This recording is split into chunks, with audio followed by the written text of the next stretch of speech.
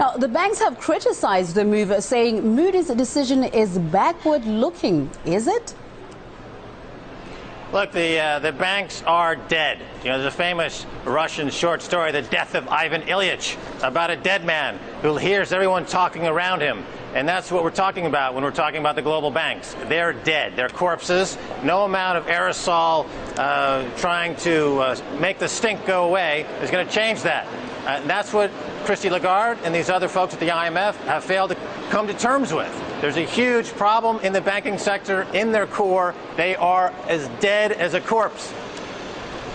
Dead as corpses. This all comes after Europe breathed a sigh of relief over Greece, which formed a pro-bailout government after weeks of uncertainty. What do you make of the timing?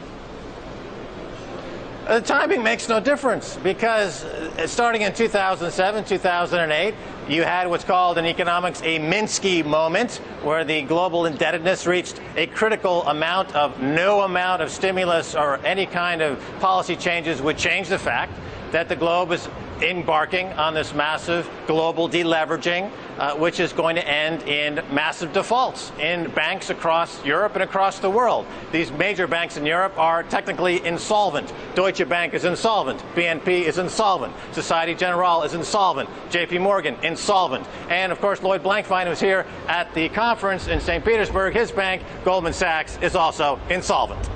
Now, this downgrade could raise the borrowing costs for banks, but could it also help the politicians push through their agenda of global financial governance? Well, they, of course, will use this opportunity to put forward more global governance, more centralized government, more command and control, more state-run operations, less democracy, less market activity, less free competition. So all of those things are being displaced by state-controlled, command and controlled bank and fascist relationship with governments, and that's growing to the detriment of people in Greece who are now suffering the real consequences. People are dying in the street. They can't afford health care. They can't afford food. That's the result of this incredible kleptocracy that has destroyed the global banking system. And nobody, particularly in America, particularly Barack Obama and his administration, are doing anything about it.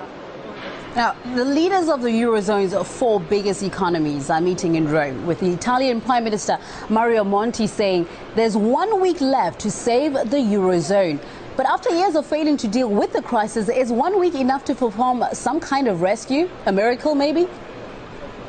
Well, how many times are we going to hear this hijacking scenario where some technocrat like Mario Monti puts a gun to the people's head and say, either give us all your money or we're going to take all your assets? They're going to do it anyway. So why not form some kind of resistance against this global occupation by bankers? You know, the people have to stand up and realize that no one's going to help them but themselves. They need to push out the kleptocrats and the banking terrorists, as I call them, and stand up for themselves. Until they do something for themselves, no one's going to do anything for them. Well, thank you very much there. Max Kaiser, economic expert and host of the Kaiser Report here on RT. Thanks for talking to us.